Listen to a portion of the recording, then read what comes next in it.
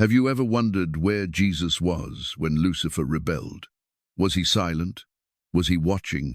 Or was he already grieving in eternity, as one of his most radiant creations turned away from the very one who gave him life? We often assume the battle between good and evil began in the Garden of Eden. But what if it started long before humanity even existed? What if the first tremor of rebellion echoed not on earth, but in heaven itself, in a realm overflowing with glory, beauty, and perfect worship? And what if, at the very center of it all, was not just a throne, but the word Jesus present from the beginning of time? So when Lucifer, once the worshipper at the throne, allowed pride to take root in his heart, where was Jesus? Did he strike him down? Did he speak? Or did he choose the most painful response of all, to wait, to allow?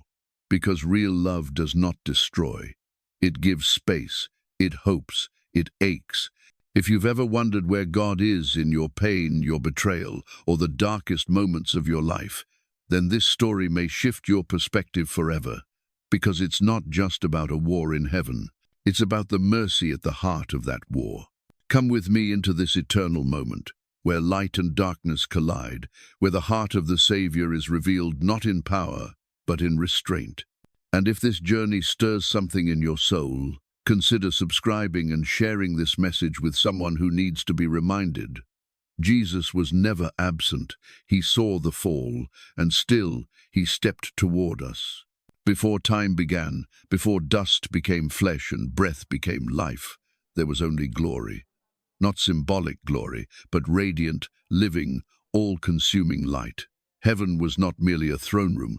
It was a realm of absolute peace and unimaginable beauty. Light flowed like breath, and worship wasn't performed, it was the atmosphere itself.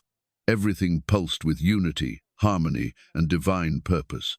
And at the very center of it all was the Word, the Logos, Jesus. He wasn't waiting to be introduced into history. He wasn't a character yet to arrive. He was already there, eternal, one with the Father and the Spirit. Not created, not summoned, present, divine, whole. This was the Son of God, existing before existence itself. But then something shifted. Not in Jesus, but in one of the most brilliant of all creations, Lucifer. He was stunning, full of wisdom, crafted to reflect glory, not to steal it. He walked among the stones of fire, surrounded by light, trusted to move in the presence of the Almighty. And yet, even in that nearness, a crack formed, a thought surfaced, a whisper subtle and quiet. A dangerous desire began to bloom, not to worship, but to ascend. Lucifer began to believe that the light he carried could become his own, that he could take a place not given. The thought grew, it evolved, until it no longer resembled reverence, but ambition, until it no longer pointed upward in praise, but inward in pride. This was not a rebellion that began with noise or violence. It began with 5 silent declarations buried deep within a heart once pure. I will ascend, I will rise, I will sit, I will rule, I will become like the Most High. And in that moment, the tragedy of the universe began. Lucifer, the anointed one, turned his gaze away from the Creator and toward his own reflection. He no longer wanted to serve, he wanted to replace. But here is where everything turns. Lucifer didn't rebel against the Father. He rebelled against the Son. He looked toward the throne beside the Father and he wanted it. His envy wasn't general. It was personal. He wanted Jesus' place. And Jesus, he did not respond with thunder or fire. He didn't cut off the rebellion before it bloomed. He watched. And in that watching, we see the first glimpse of a divine love that does not control. He gave Lucifer space. He allowed the choice, not because he was powerless, but because love without freedom is no love at all. The war in heaven erupted, not in blood but in allegiance. Hearts turned. A third of the angelic host followed Lucifer into deception, and still, Jesus didn't rage. He didn't retaliate, because he already knew. Long before the heavens cracked, Long before the serpent slithered, he knew what it would cost to restore what would be lost. Jesus had already accepted the cross, not after the fall, before it. The plan of redemption was not a backup, it was the beginning. He had made the choice to save us long before we made the choice to fall. And then, the moment came. The rebellion reached its climax, and Lucifer fell, not gently, not slowly, but like lightning. Jesus saw it happen. He didn't hear about it secondhand. He didn't watch from a distance. He was there. He witnessed the fall with his own eyes. And he felt it not just as a king watching a traitor fall, but as a creator watching one of his beloved creations choose separation over love. But even then, he didn't rejoice. He didn't lift his voice in triumph. He didn't call for vengeance. Instead, he let him fall. Because justice is not always loud, and love is not always quick to strike. The war in heaven ended, but the conflict was far from over. The battlefield simply moved. It shifted from the heavenly realm to the earthly one. Lucifer, now Satan, would not give up. He carried his anger with him, and he carried it to the garden. And Jesus, knowing what was coming, did not panic, because he had already prepared something far greater than the enemy's schemes. A plan not built on fear, a plan not powered by force, but a plan that would redeem through love. The war in heaven had ended, but its consequences were just beginning. Lucifer had fallen. The sky that once held him now stood silent. A third of the angelic host was gone, not destroyed, banished, cut off from light. Their music, once part of heaven's harmony, had become a discordant silence. And the one who once stood near the throne now carried a name that meant adversary, Satan, the accuser. But this was not the end of rebellion. It was merely the change of scenery. What was once cosmic now became personal. The battleground shifted from stars to soil, from heaven's courts to a garden called Eden. It was a garden untouched, peaceful. Rivers flowed, leaves danced in the wind, and in the center of it all were two beings formed from dust and breath, Adam and Eve. They were not like the angels. They were something new, fragile, yes, but precious, made in the image of God. And Satan came to them, not with fire or fury, but with a question. Has God really said? He didn't command. He suggested. He twisted. He whispered a doubt, soft enough to sound reasonable. Jesus saw it all. He was there. The Word who had spoken creation into existence stood in the shadows, watching, not with indifference, but with knowing, with ache. He did not step in to stop it. He did not pull the fruit from Eve's hand. He did not shout from the sky to interrupt the fall. Because love that controls is not love. It is fear wearing a mask. And Jesus did not come to force obedience. He came to invite love. Had he stopped her, he might have won her fear, but he would have lost her heart. And that is something God will never do. So he waited, and when the fruit was taken, when the first bite echoed across eternity, when shame settled like dust on the soul, Jesus moved. Not with thunder, but with footsteps, gentle, human-like, the sound of the Lord walking in the garden in the cool of the day. He came to find them, not to destroy them, but to speak with them, not to accuse, but to ask, "Where are you? Who told you that you were naked?" These were not the questions of a judge. They were the questions of a father, of a creator, of a savior. He didn't crush them.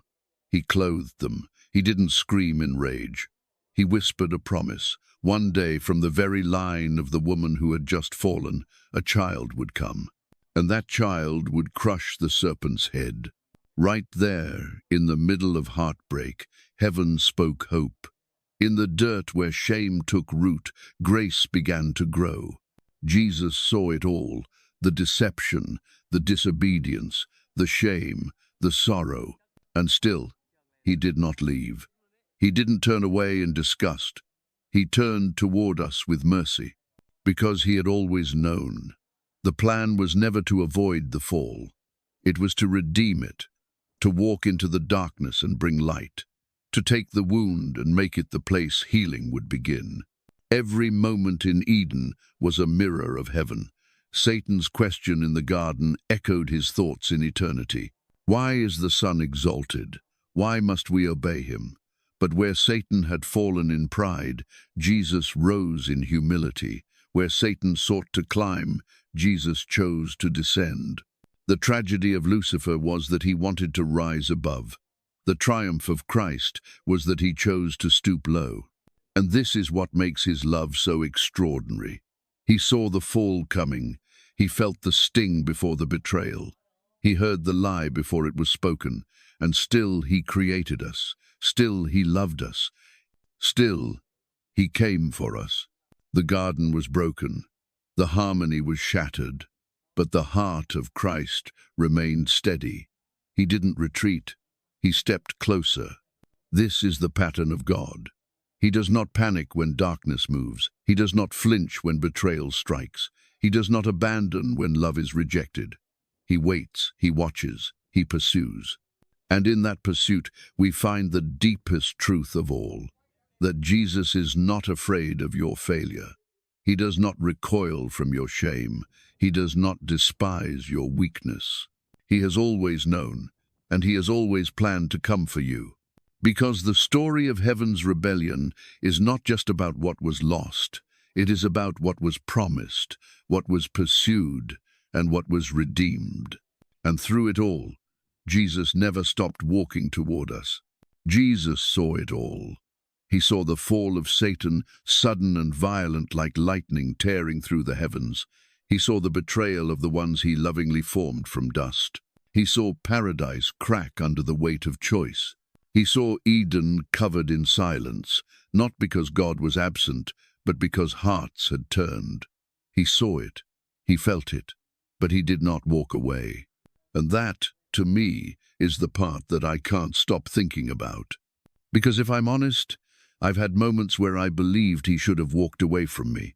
Moments where my own choices, my silence, my pride, made me think I had gone too far. That I had broken something too deeply. That surely he must be done with me by now. Maybe you felt the same.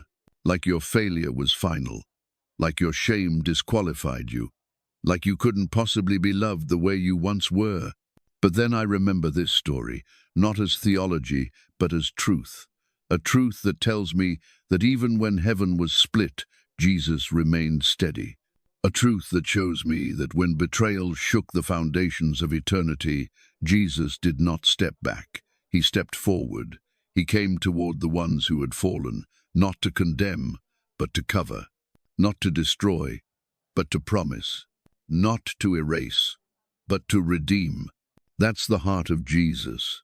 And if he did not give up on Lucifer's rebellion, if he still pursued Adam after the fall, if he saw the serpent slither toward humanity and still chose to let love write the story instead of force, then I have to believe that he is still writing something beautiful in my own broken places, and in yours too. Because here's what this story reminds me. The enemy always tries to convince us that it's too late, that we've ruined it, that the story is over. But the cross was never God's backup plan. It was the beginning. Jesus was never reacting. He was always redeeming. The serpent tried to destroy, but the Lamb had already won. Maybe that's the message someone needs to hear today. Maybe that's what you need to remember.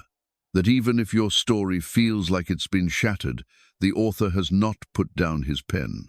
He is still moving toward you, still speaking gently into the places that ache, still asking, where are you, not because he's lost you, but because he longs to walk with you again. So let me ask you, what part of your life have you assumed Jesus has walked away from? What shame are you still hiding behind fig leaves for? What fall have you let define you? And more importantly, what if he never left? What if he has been right there the whole time, watching, waiting, loving, not with arms crossed in judgment, but with arms open in mercy, not with the voice of condemnation, but with a whisper of grace? This story is not just about what happened in heaven, it's about what is still happening here, in us, in our choices, in our fears, in our longing to be seen and known and loved. And so I leave you with this thought. If Jesus did not walk away from the greatest rebellion in the universe, he will not walk away from yours. If he stood silently and lovingly in the face of Lucifer's pride, of Adam's fall, of Eden's loss, then he is more than able to stand beside you in your valley. He saw the fall, and still he stepped forward. That is not weakness. That is the power of love.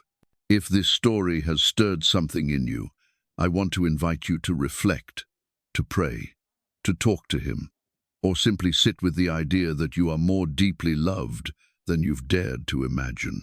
And if you feel led, I'd love to hear your thoughts. Have you ever experienced a moment where you felt too far gone, but grace found you anyway? What part of this story resonated with your journey? Feel free to share in the comments. Let's walk this road together. Because even in the silence, even in the fall, even when we cannot see it, Jesus still steps toward us. And he's stepping toward you now.